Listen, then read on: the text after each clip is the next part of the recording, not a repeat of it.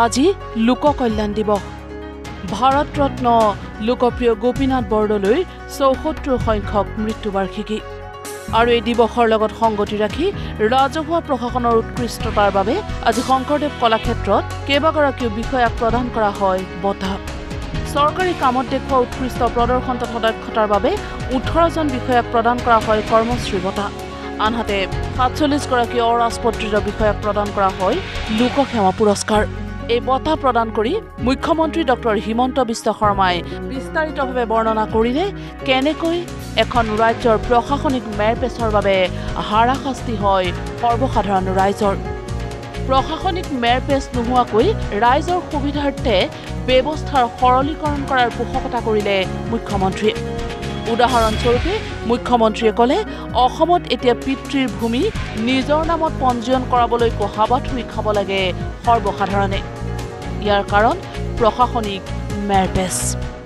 মোৰ দেউতাৰ মাটি মই বিচাৰিছো, মোৰ নামত ট্ৰান্সফাৰ হ'ব লাগে, ৰিজেকশ্যন 10,000। তেতিয়া মোৰ মনত এটা ধাৰণা 10,000 মানুহে বাপেকৰ নামটো ভুল কৰি ক'লেগৈ নে?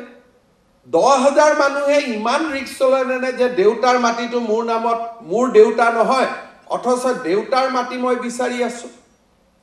তেতিয়া আকৌ অলপ খনন কৰা হ'ল, মাইনিং কৰা হ'ল। উত্তৰটো আহিল যে তেওঁলোকে এনঅ'কেৰ চাৰ্টিফিকেটখন দিয়া নাই কাৰণে আমি ৰিজেক্ট কৰি দিছো। এটা প্ৰশ্ন হ'ল এনঅ'কেৰ চাৰ্টিফিকেটখন কোনে দিয়ে? সেই একেজন চাৰ্কুল অফিচাৰে দিয়ে।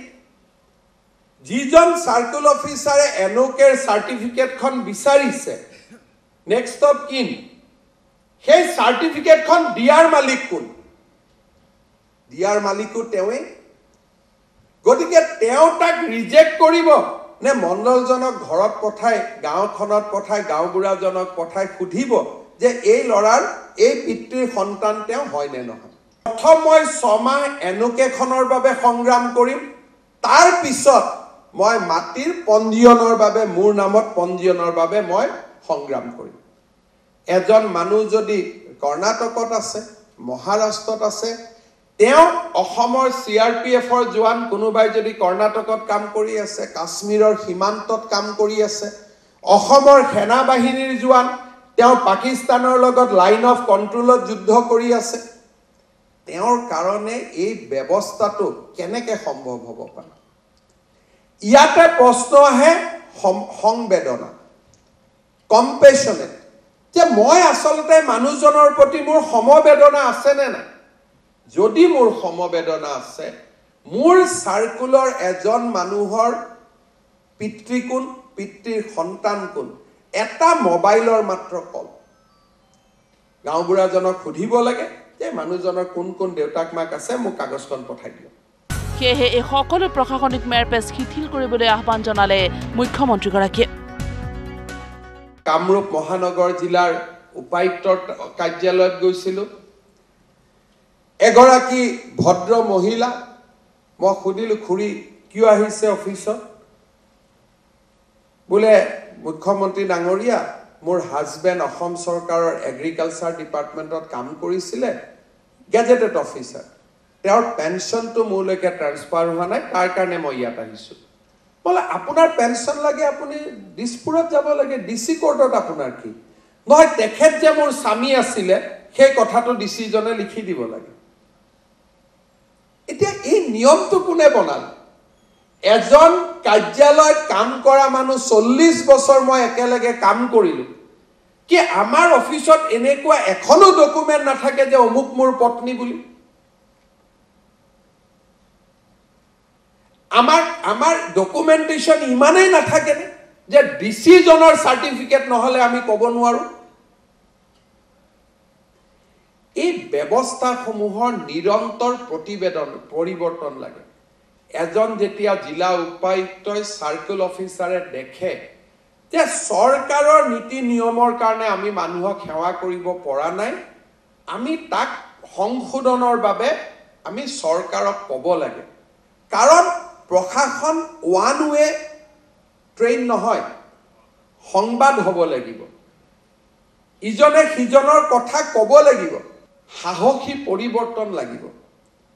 যদি আমি সাহসী পৰিৱৰ্তন কৰিব নোৱাৰো প্ৰশাসন কেতিয়াও ৰাইজৰ ওচৰ চাপি নাযায় দুই এজনে মোক ক'ব যে স্যাৰ মানুহজনে কি জানি সেকেন্ড ম্যাৰেজ কৰি থৈ দিছে কেনেকেনো দি ইনকুৱাৰী কৰি তেনেকুৱা কেছ কেইটা আহিব 5টা আহিব 10টা আহিব প্ৰশাসন হৈছে বহুজন সুখায় বহুজন হিতায় এটা অদ্ভুত কেছ এটা মনত ৰাখি জনক শাস্তি কৰাটো প্ৰশাসন নহয়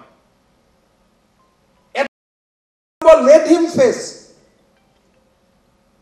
এটা গণ্ডগোলীয়া ব্যৱস্থা আহিব তাক আমি চাই লম কিন্তু তাৰ কাৰণে 99 জন নিৰী মানুহক হাৰাশাস্তি কৰাৰ প্ৰয়োজনীয়তাটো ক'ত থাকিব আমি এটা অদ্ভুত পৰিৱৰ্তনৰ কাৰণে নিজক সাজু কৰিব লাগে সকলো আমোলা বিষয়ালৈ মুখ্যমন্ত্ৰীৰ বিশেষ আহ্বান ৰাইজৰ সেৱাৰ বাবে পুৰণিকলীয়া প্ৰশাসনিক ব্যৱস্থাৰ পৰিৱৰ্তনৰ প্ৰয়োজন আছে মুখ্যমন্ত্ৰী মই এনেকুৱা সমস্যা দেখা পাই থাকো মই ভাবো যে আমাৰ বিষয়াসকলে কৰ্মচাৰীসকলে প্ৰতিটো দিনতে ৰাইজক সেৱা কৰাৰ বাবে আমি ক'ত ব্যৱস্থাৰ পৰিৱৰ্তন লাগে সেই ব্যৱস্থাৰ পৰিৱৰ্তনৰ বাবে আমি প্ৰচেষ্টা কৰিব লাগে যিকোনো নটিফিকেশন আমি নাভাবকৈ লিখি দিও with the approval of the government now government tat keneke ahibo kagoskhon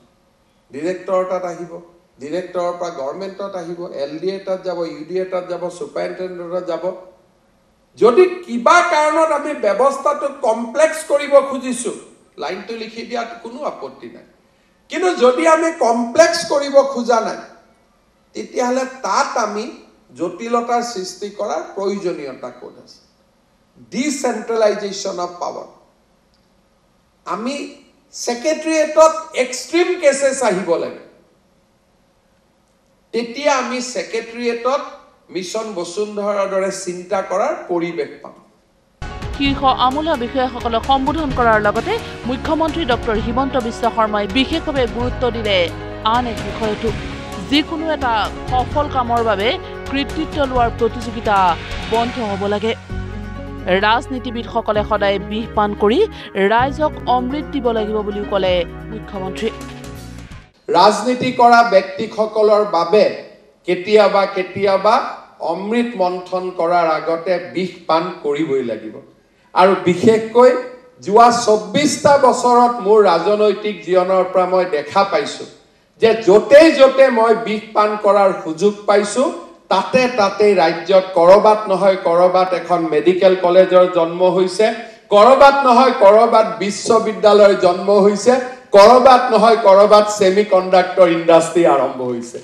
গতিকে আমাৰ ৰাস্তা অমৃত পান কৰাৰ নহয় আমাৰ ৰাস্তা হৈছে বিষ পান কৰা যাতে জগতৰ বিষ আমি পান কৰিম আৰু প্ৰজাই অমৃতৰ ফল লাভ কৰিব পাৰিব সমৰ্থ পোৰ্টেল প্ৰয়োগৰ বাবে সাহসিকতাৰ প্ৰয়োজন আছিল আৰু সেই সাহসিকতাৰ বাবে মই অসম চৰকাৰৰ শিক্ষা বিভাগক ধন্যবাদ জনাইছো আৰু টেকনলজিক জনসাধাৰণৰ কল্যাণৰ বাবে ব্যৱহাৰ কৰাৰ প্ৰচেষ্টাক অব্যাহত ৰাখিবলৈ মই আহ্বান জনাই ৰাজ্যৰ শিক্ষা বিভাগৰ সমৰ্থ পোৰ্টেলৰ ব্যৱস্থাপনা প্ৰশংসা মুখ্যমন্ত্ৰী কেমেৰা পাৰ্চন হিৰণ্য ডেকাৰ সৈতে অভিলাষা বৰা নিউজ লাইভ গুৱাহাটী